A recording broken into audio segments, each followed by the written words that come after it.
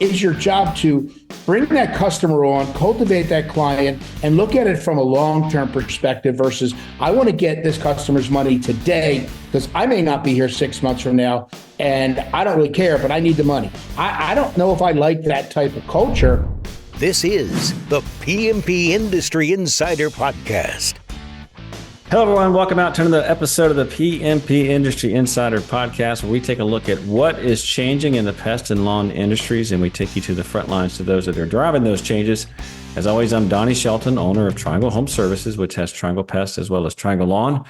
And with me from the wonderful city of, I believe you're still in Salt Lake City. No, he's back in Florida. He's shaking his head no, so there you go. But he was in Salt Lake, and word on the street, there might be some pictures circulating with Dan in skinny jeans. With me is Mr. Dan Gordon. Dan, would you like to say good afternoon? Introduce our sponsors, our topic, and our guests. There you go. Good afternoon, Dan Gordon, PCO Bookkeepers, M&A specialists. We provide accounting and exit services to the pest and lawn industry. And Donnie's reference to Salt Lake is I just got back from the door-to-door D2D con, which is a conference of door-to-door folks. And what a terrific conference. It was really good. I'll at some point we'll get into that. But Dan fit right in. Yeah, well, the reason the skinny jeans reference is because everybody there is young, right? Even the old people are young. So, you know, and they're all wearing skinny jeans, and I wear skinny jeans and I look pretty good in them, but not as good as Donnie. And our guest today looks awesome in them, but he just choked. But anyway, so you may have heard the news. We've expanded our industry offerings to peer groups in partnership with industry veteran David Billingsley. And if you want to hear more about peer groups, go back to episode 136. We've started, I think, 3 or 4 groups already since we started this campaign. So like 30 or 40 people. And he's already had some meetings and they're turning out just great. And I would be remiss if we didn't mention our sponsors. Today, our episode is, as every other day, is sponsored by Coalmarch by WorkWave. If you're interested in marketing services, that's coalmarch.com. And for those of you who are interested in pest control specific insurance, general liability, auto, workers' comp, etc. PestSure, our friend Todd Burke, and he is at pestsure.com. And today we're going to be talking about how to get the most out of a selling technician with our guest, who is a good friend of mine and I've known for, I'm going to say 25 years. Patrick Quigley. He is the president of Sales Training by Design, which offers consulting, sales training, and business coaching solutions for pest control companies across the U.S. Patrick previously joined us on episode 50, had a supercharge your sales effort, and episode 99, selling strong no matter what the market. And again, today is about selling technicians. We discussed a similar topic in 63, how to get your text to sell. On that show, Donnie covered his approach to getting his text to sell, which was the carrot and the stick, mostly the stick, right? Which was more about getting them to generate leads, right? So now we're going to get a professional's opinion. And anyway, welcome, Patrick. How are you? And by the way, have we known each other for 25 years? Oh, thank you. Yeah, well, probably longer than that because I've been doing this for 23. I worked for Residex for 5, and we probably met in the second year of that. So it's probably more like 27, 28. So, but we both started when we were 5, so we're still young. Yeah, and how do you look in skinny jeans? I don't wear them. Okay. Just getting clarification, putting everybody in their corners. So anyway, all right. So let's get started. Anyway, Donnie, you want to hit Pat with the first question, or you want me to? No, I can jump into it. Hey, I got to tell you, I'm really excited. If you don't mind, I'm really excited about this topic because I've helped a lot of companies do this, but more importantly, this is kind of how I started back in 1981 as a tech. They would give me all the one-time special things, and I turned these things over into our home protection plans, and I did really well there. And I've been doing that for a long time, but I've helped a lot of clients do this. So I'm really excited about this topic. So, By the way, I'm sorry. if you've never been in a Patrick Quigley seminar, they are a mixture of a comedy act and amazing knowledge and just very entertaining. And he even throws money at you. So, There you go. but do you still do that? Like 20 years ago, you threw $5 bills. Has inflation hit that, or are you still throwing? Yeah, it has, and I don't throw anything anymore. It went the other way. It deflated. We got deflation going on. Okay, so let's jump into this for our listeners. So first things first, I just will set up some thoughts that I have before we jump into this, which number one is oftentimes when people hear the words selling technician together, I think they often hear, they think that's an oxymoron, that they can either be a good technician or a good salesperson. Most people can't be both. I would beg to differ. However, it seems to be a common thought process, especially when we're out talking about this topic. This is not a new topic. In fact, I remember the very first year I was in business, I heard Burns Blackwell, not Burns, but his dad, Hardin, we used to call him Krusty. Hardin Blackwell got up and talked about how they were doing this at their company and how successful they were at upselling with their technicians. And so let's talk about this idea of technicians that sell. And Patrick, I mean, obviously you're the expert on this, but what is the timeline for implementing? Like if you have technicians and you're like, okay, my techs don't sell, or my technicians kind of sell, but it's not really working out. Like they're not selling what I would consider to be where they need to be. What does this look like? First of all, what does it look like putting something like this in? And then the second part is, what does it look like for implementing it in terms of timeline? Well, first of all, I think everyone has to understand that there's a couple of different personalities in the technician role. And I look at one as, without being from New Jersey, now they have Easy Pass, but a toll collector, right? Some technicians come to work, they get their work, they immediately complain they're not going to get that work done by 4 o'clock because there's too many stops. And by 3 o'clock, they're done because somebody canceled, somebody rescheduled. And that happens like every day. And they're the technicians who are fantastic, and I love them, and they should stay here until they retire. But all they want to do is come to work, hit the clock, do their job, do it well, come home at the end of the day, turn their truck in or turn their truck off, and be done for the day. And that personality we need, but you're not going to motivate that person to drink at the well when you bring that horse to water. They're just not going to do that. Then you have the folks that know that they can have the opportunity to upsell and they have a relationship with customers, and they will upsell programs knowing customers over a period of multiple services. But taking somebody from a technician role to moving them to a sales role comes with three different things. One is it's about lead flow. If you have a sales team and the lead flow is one where you can't get to the customer in time, and that lead's going to go 5 days, 6 days before somebody actually sees them, you have a good opportunity of losing that opportunity if you spent money to bring that customer in. So lead flow has a lot to do with you implementing a selling technician. And then the other thing is what I called, and I coined this, drop dead pests.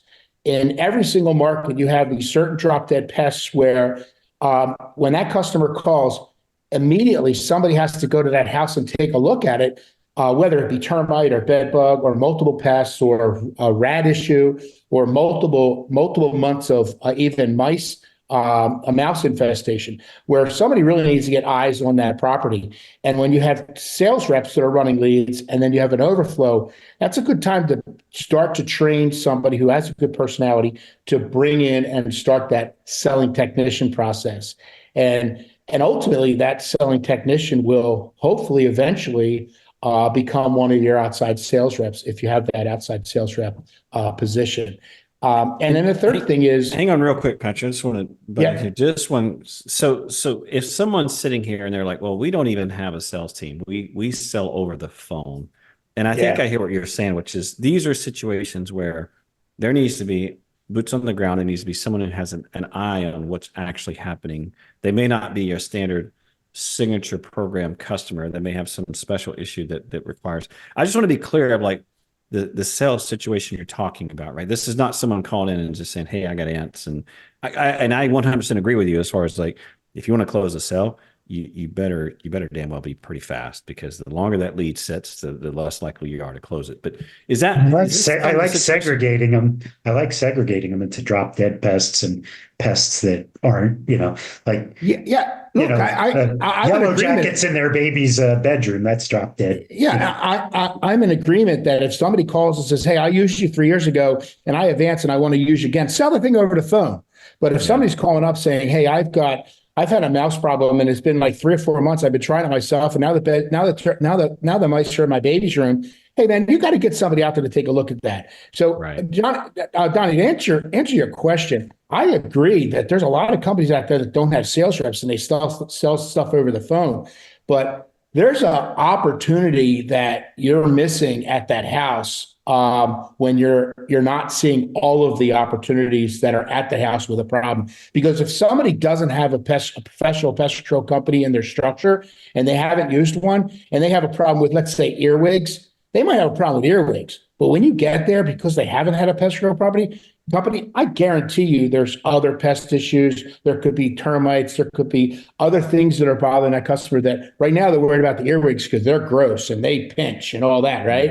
And they don't want them in the ear. But that's one thing. But what about all the other things around the house that allows you to upgrade your opportunities to bundle your services and bring a higher dollar value to the sale for that call? You can't get that over the phone. And look, there's nothing wrong. There's more than one way to peel. There's more than one way to peel a potato. If you want to sell over the phone, sell over the phone. But understand that there might be a difference between somebody selling $300,000 a year selling over the phone and someone selling $700,000 a year with upgrading with mosquito and termite and so on and so forth. I like the idea of having the proper technician do it, because some people don't have those outside salespeople, and a lot of stuff can be sold over the phone, but certain stuff can't be. But again, if you have that guy that you mentioned, the guy that gets back at 3:00, that's not the guy to send, right? No, he's done his day. But that's okay. That personality is needed in our industry. It's needed in the industry, whether it's pest control or it's lawn care. You got guys who want to come to work, they want to do their job, and at the end of the day, they want to go home. They don't need bothered by anything else. They're okay. And if you're, I was going to say, hang on, before you move on, and if you're listening to this and you have technicians who kind of sell, this is something you actually need to pay attention to. And I have to share a personal story. Unfortunately, it's not from the pest control industry, but my significant other, she loves. You mean your wife? Yes, my wife. Huh. There is no. So maybe it was his girlfriend. I don't know. Okay. you could stop going down that road now. No. So she this is not the rabbit hole I was talking about. No, this is not the rabbit hole. No. So she loves clean carpet, and it's hilarious. So she'll tell me, hey, Donnie, I got the carpet cleaner guy coming over. It's only going to be $400, whatever the number is. And I literally laugh every stinking time now, because just as soon as the guy hits the door, what do you think he's doing? He's upselling you. Oh yeah. What about this throw rug here? When's the last time? Yeah. Like he is. And so it ends up being like 3 times, which is why I laugh. Right. And so I'm just making the point that a really good technician absolutely because look, I know what he's going to do, and I know what she's going to do. He's going to look and call it all out, and then she's going to be like, yeah, okay, yeah, go ahead, do that. It's that easy. So I guess coming back to what Patrick's saying, if you have technicians on your staff this way, I would absolutely do your best to enable them, because they could take a cell and make it 3, 4, 5x, without you even doing a thing. So anyway, all right, Patrick, moving on. There's a difference. There's a difference between if you go to Jiffy Lube to just get your oil changed they're going to try to sell you everything and a new car. And that's their culture, right? That's what they're taught to do. You have to make a determination in your business. Is that who you want to be to your customers? Is try to give them and go there and sell them everything while you're there? Or is your job to bring that customer on, cultivate that client, and look at it from a long-term perspective versus I want to get this customer's money today because I may not be here 6 months from now and I don't really care, but I need the money. I don't know if I like that type of culture in a business that wants to stay long-term. So you can be whoever you want to be, but just be careful with that type of, and maybe I'm not supposed to use Jiffy Lube. I'll just say some mechanical companies. But I'm sorry, go ahead. So just check the Attorney General for auto. You'll see them all over the place. But so what would the purpose of creating a selling technician position? How does it differ from a traditional sales role? What are the expectations, job description, et cetera? What is the difference, and how do you motivate that technician to say, "Hey, this is great. You're earning this much money, and here's the opportunity"? Well, first of all, I'm going to answer the last question first: is how successful do you want that position to be?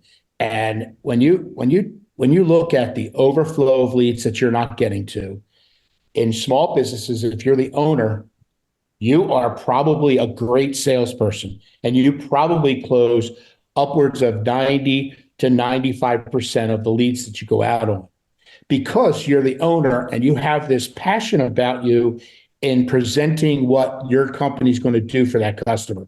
You can't translate that into a salesperson. So when you're looking for somebody to take over the leads for that owner so he can actually go run the business, that's when you start looking at your team and saying, of my team, who fits the mold of being able to talk to people, articulate your product and service, does a great job, knows the business, and can communicate all of those things to the client. And that's the person that I would pick in and start to groom to be that maybe eventually 2, 3, 4 years down the road, even 2 years, maybe even one, the full-time salesperson. The companies that grow from 3 million to 5 million to 7 million to 10 million, they're not doing it over the phone. Not the ones that are selling multiple services and having sales reps that are selling between $500 and $1 million a year. So you've got to find that person. I would say that we have a lot of that are selling over the phone. However, they do have the ability to send somebody out for what you're saying, but there's definitely, look, there's two ways to do it. The most successful sales organizations that we know are door to door, right? That's having somebody visit. But we also know some really good ones who have really good call centers and do it that way. So I think somewhere in the middle.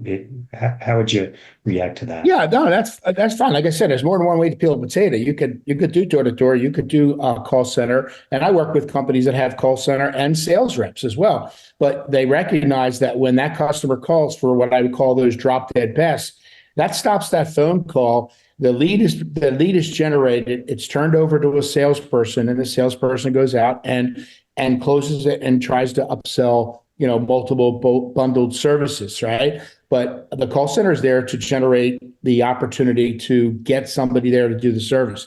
Now, the selling technician is the one that can actually go to the house, can do an inspection, can talk to the customer, can present, and in many times do the service that same day, or at least start that service. So we're securing that account as quickly as possible.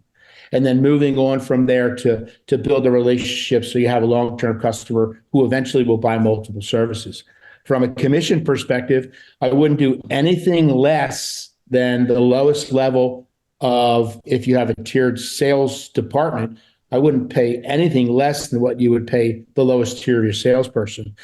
And my success is going to be based on me watching and training and retraining and watching that selling technician to make sure he's doing what he's supposed to do. I go back to a sales rep that we worked on up in North Jersey. His name's Rob, and he went to school to be a park ranger.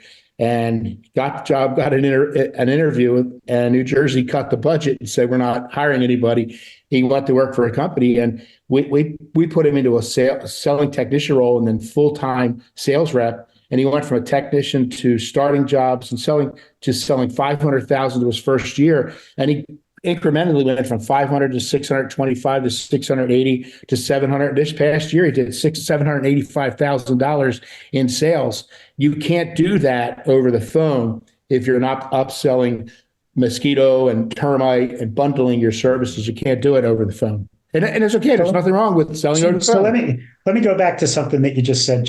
And it might be a minor point, but I'm those owners who have the same head as I do is like, okay, well, you're paying them an hourly rate, and that's for guys who are in states where they're paid hourly, and you're going to give them the same commission as your salespeople.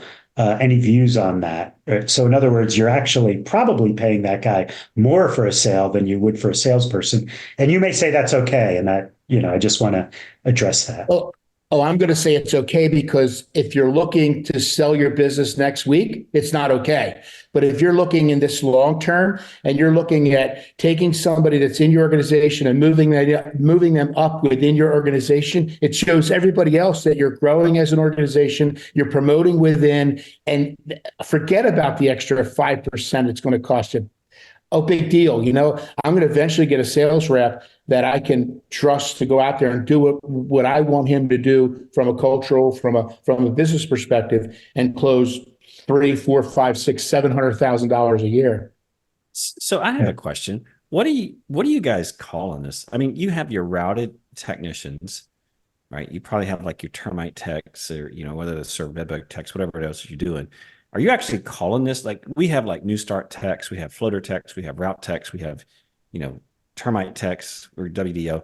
Are you actually calling this like a selling tech position? Like, what have people called this position?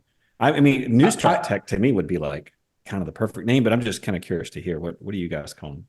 You could look, in this industry, everybody can do whatever they want, and that's fine. There's no line in the sand. So, you got to call them this. I like selling technician because eventually they're going to be, in my mind, a sales rep. And I want them to see some type of promotional, whether it's merit increase or position level, but something that shows that they're growing within my organization. So, it's like a customer I had that did a lot of work in crawl spaces, and they would call their technicians crawl techs. And I said to them, so I get hired and I go home and my kids say, what do you do for a living? And I'm a crawl tech. Well, what is that, right? I would say sub engineer, right? Or it's like a petroleum transfer engineer being a gas station attendant. So along with merit increase, you got to have position increases when you're looking to go from 1 to 3 to 5. Look, when I work with a company that's $3 million, I go in there saying, hey, I'm not looking at you as a $3 million company. I'm looking at you as a $5 to $7 million company. The recommendations I'm making is so that you can get the 5 to 7, because the companies that hit that hurdle at 3 and 4 is because they didn't do the things that 1, they should have done, and 2, they should have done, and 3, they should have done. And then what happens, I do this elite assessment and I give them this long list of things to do that they should have been doing since 1 million. And then they look at me and go, oh my God, I got 4 years of work to do. And let's just put priority on them. So I think it's how you look at your business and look at it long-term versus what am I paying out right now? And to answer your question, you can call it whatever you want, but I think a selling technician is fine. So when you're trying to pick out, like, let's just say you're looking at your technicians, what should you be looking for? Obviously, it's going to be someone who can hold a conversation with the person. Obviously, it's someone that has this passion that you're talking about the company, about what they're doing. But what are you looking for specifically for this person to fill this selling technician position? I mean, I know you talked about if you're looking to replace you as an owner, kind of just this passion for the company. Anything else? I mean, obviously, I would imagine they got to know what they're talking about. But although I've seen salespeople who are really good, they didn't know what they were talking about, so maybe that's not a requirement. But I would call that something else. But I look like that. I think in a sales position in our industry, I'm going to tell you, it's pest or lawn. And I helped a lawn care company, a guy who was, I think he was in accounting. And when I met him the first day, he said, I really don't even know why I'm here. I don't even like salespeople. And I think last year he sold over $700,000 over the phone with lawn. So, and he went from maybe making $50,000 or $60,000 to making, six figures plus over the last couple of years. So and there's all kinds of different people, but I think when you're looking at your technicians to move them to a selling position, I kind of gear more towards personality, and I could train them. You've already probably trained them in the pest side of it. But if they've got a good personality and they could deal with all different types of customer personalities, that's what I'd look at first, because I think you can train with the right processes anybody with a good personality to be able to close and to be able to present and persuade customers and be convincing to purchase the services without being sleazy, without being high pressure, just being matter of fact. Because I look at our industry, and I think it's lawn too. We're not selling anything. We're serving the customer. We're not selling them anything. We're serving them. We're serving them by looking at all the opportunities that we can help them with. You're serving them by giving them the best curb appeal when you're dealing with lawn, and with pest control, you're serving them to make sure that they don't have the pest pressures on their structure and in their house that they don't want. Good. So I'm going to go off script for a second here, but you've got salespeople who are terrific personalities and everything, and sometimes you have to rein them in to handle all the administrative stuff and keep track of all of their estimates and whatnot. Is that difficult or more difficult from the technician who's giving estimates, but you don't have control of what he's doing like you do a salesperson? How do you manage that? Run that question again, because you confused me with technician and salesperson. Are you talking about a salesperson and managing that? Well, no, a salesperson will manage it. You'll have a sales manager if you have enough salespeople who will manage the administrative piece. But the technician, you may send him out on on a lead, or he may do one of the by the way sales. By the way, I saw this. How do you keep track of his estimates and his closing rate and all the stuff that you do for a sales guy when this guy is not really in that position?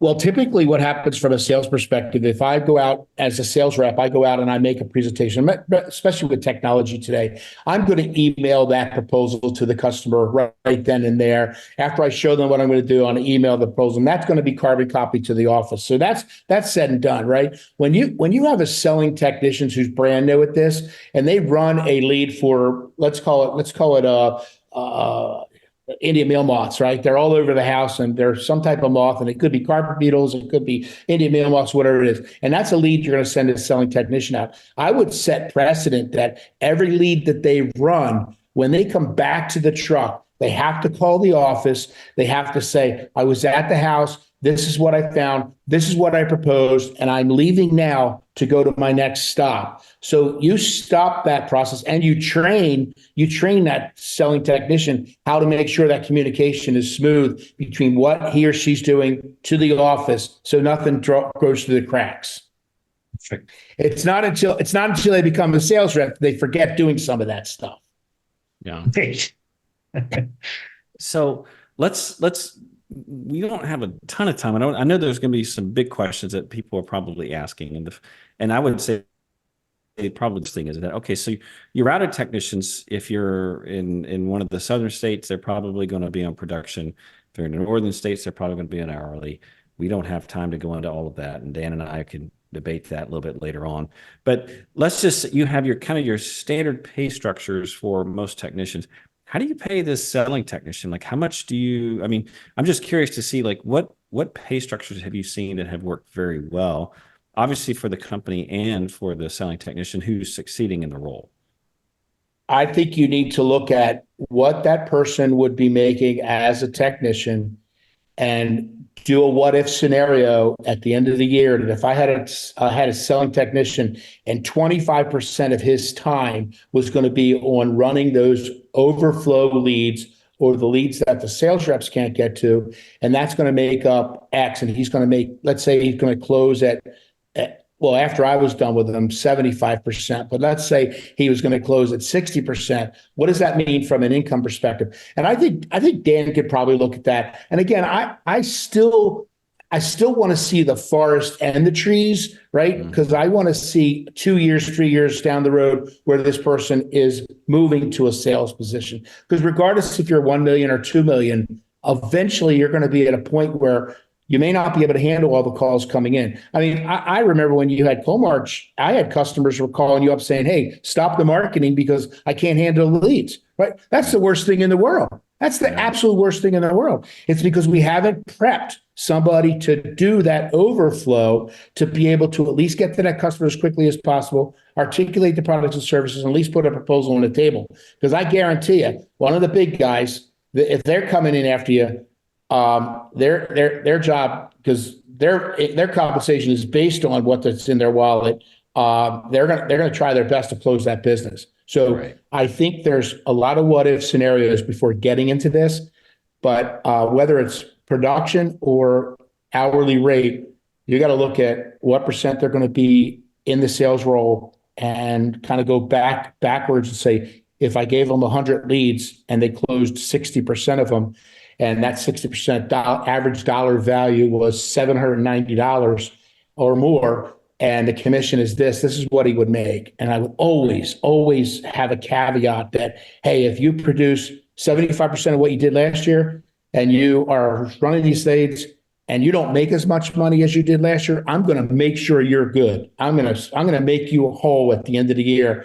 By December 15th, we're going to evaluate it. And if you're off by $1,000, I'm going to write you a check for $1,000 because I see value in you and I see value in our company with you in that position. So I agree with you, but I as the accountant, I see, well, then stop right there. Fair. But seriously, I think Donnie's question, think about this. Donnie's question, if you're paying your guys hourly, it's not an issue, right? You're thinking about the guys who are being paid as a percentage of route, and that you have to figure out, and it's beyond the scope of this episode for sure. But yeah, sure. And just for our listeners, accountants don't grow businesses, just in terms of what you're listening to there. So yeah. They sell them. It's like getting red. No, they sell keep them you legal and they help you make profit, but they don't grow businesses typically. That's lawyers. This accountant does. Well, let's not get into the lawyer thing. Yeah. So let's talk to you. So we've talked about who the right candidate is. We've talked about the position a bit. We've talked about compensation. Now let's talk about motivation and then just making sure that we're able to keep this person incentivized well. We're able to keep them. I hate to use the word motivated because the right person usually is pretty self-motivated, but it certainly helps. I've seen that. I've seen people try to convince me up one side, down the other. Donnie, you shouldn't incentivize this because it's not going to matter. Just as soon as we do it, performance changes. So let's talk through that. What should it look like in terms of incentives, and rewards and motivation? Can you kind of talk through like how do you manage this role?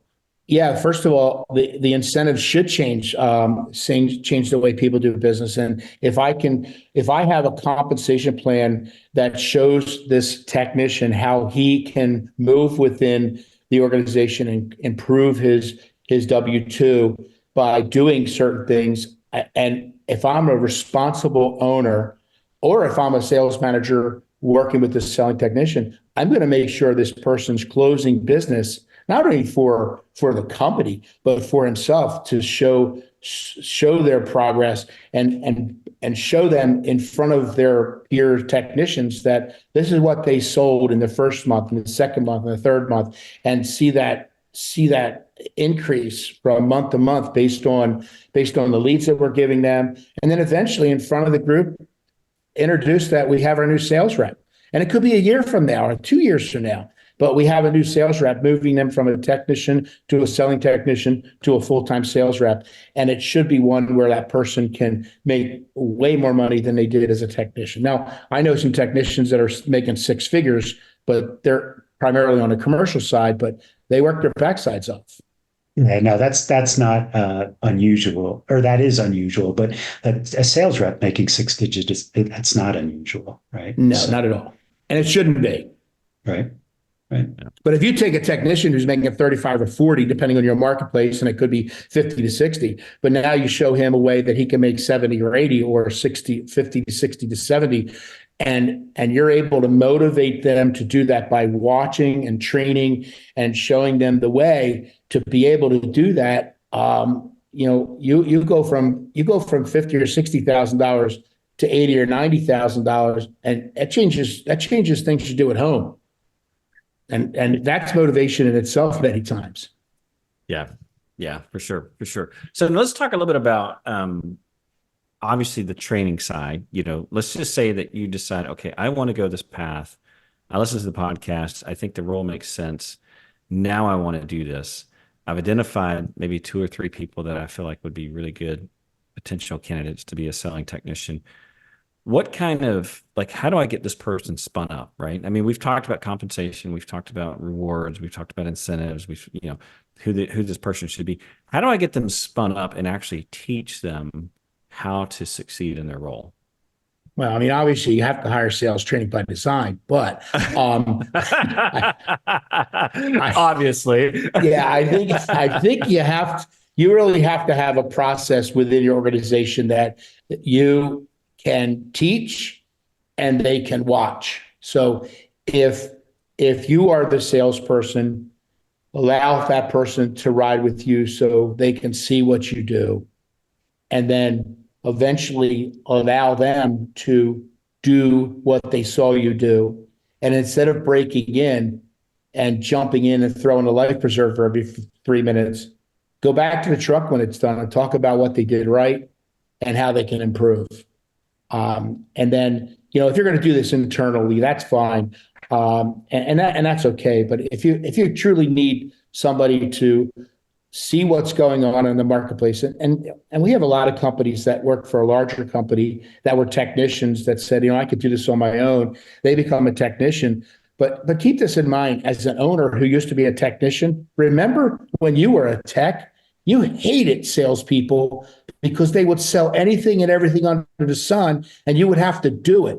And then you become a supervisor, and instead of worrying about you and salespeople, you had 7 technicians who were coming to you moaning about the salesperson. And now you're an owner of a company hating salespeople all the way back to when you were a technician, and now you got to manage them and you got to teach them. Hey, that sometimes is very, very tough. So your wheelhouse, and you should know where your wheelhouse isn't. So my best customers are the ones that know exactly what they don't know, and they need help in that area. So, certainly could try it yourself, but if you need a hand, give me a call. Yeah. What was that website? Oh, that's www.salesbydesign.com. Okay. No, and I will probably have a selling technician sales program in my office in the next couple months. So if anybody's interested, just go to my website and hit the get started button, and just give me a quick note that you want to potentially talk about the selling technician position. If you're a multiple company, got multiple locations, you got 7 or 8 or 10 different technicians that you think could be selling, we certainly can talk about coming out to your location as well. Yeah. And I'll just add one thing, and then we got to finish up here, which is when you look at the really large pest and lawn companies, one of the things that they all have in common is they have strong sales teams. That's how they got there. And so if you are really serious about growing your business, and you're really serious about, getting to a level, you absolutely have to pay attention to this. And I think you nailed it, Patrick, when you said earlier, if you came up as a technician and you already have that mindset of I don't like salespeople, I don't know how to deal with them, that's fine. Nothing wrong with that, but they're absolutely your key to get to the next level. And you just need to find someone who does, and someone knows how to do that. So With that, Patrick, thank you for joining us. We're going to put all of Patrick's contact info up on our website. You can just remind of it, and we'll put some resources and stuff like that up on our podcast website. Just a reminder, that's pmpindustryinsider.com. Just take a look under show notes. And we always appreciate positive reviews. So if you're listening to us on whatever platform you're listening, we always love ratings and reviews.